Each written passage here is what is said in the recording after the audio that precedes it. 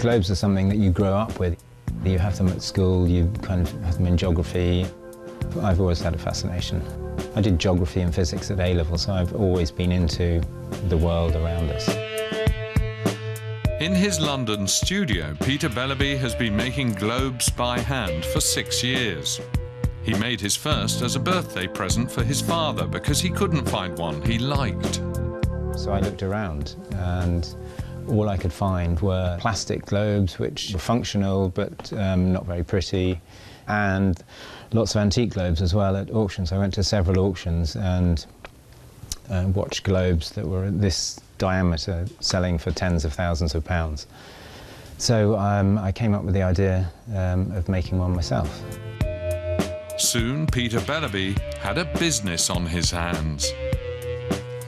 It took 18 months for the first globe, about £180,000, probably the most expensive globe that's ever been made, and it was full of numerous issues which we had to resolve, or I had to resolve constantly throughout the process. Problem number one was finding matte material.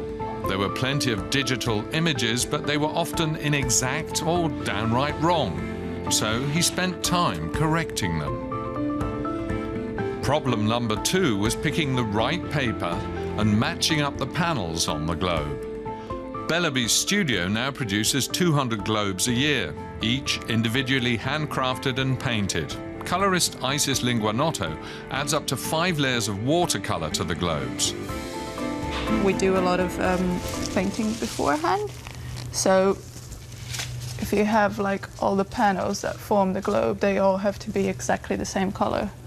And the other difficult thing is when we paint afterwards. You're painting in a circle, so it's watercolor, it's water-based, and drips just run all over the place.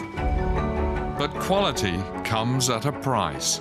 The smaller globes produced at the studio cost at least €1,200, the larger ones up to €64,000. Celestial globes are even harder to make. This one is destined for a London businessman. People have been making globes for 500 years, and the craft has a long history in London, the capital of a seafaring nation. The Prime Meridian runs through the Royal Observatory in Greenwich. It divides the world into its western and eastern hemispheres. British sailors have always relied on the country's map makers. And Britain's National Maritime Museum has one of the world's largest and most valuable collections of globes. Hundreds of historical relics are stored here. They're kept in the dark so sunlight doesn't damage them. The museum rarely exhibits them. Today, curator Richard Dunn shows us the museum's most valuable specimen, a globe made by Gerard Mercator in 1541. This is a tremendously important globe. Gerard Mercator is obviously this giant of cartography. This globe kind of sets the standard for globe production in the 16th century that's followed thereafter.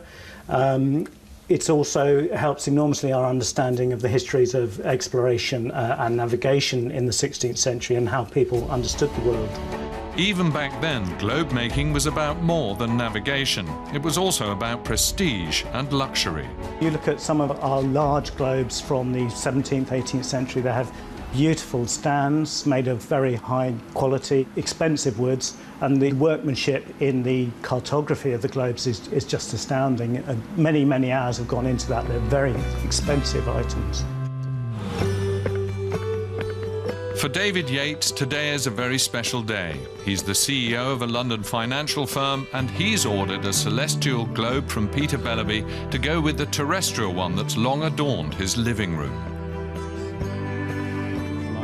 I'd been looking around on the internet for a globe, and actually I'd been looking for years and years, and eventually I discovered that Peter was making them. I was absolutely smitten with the idea because, you know, the ability to construct something as personal as this and as beautiful as this, I thought was great.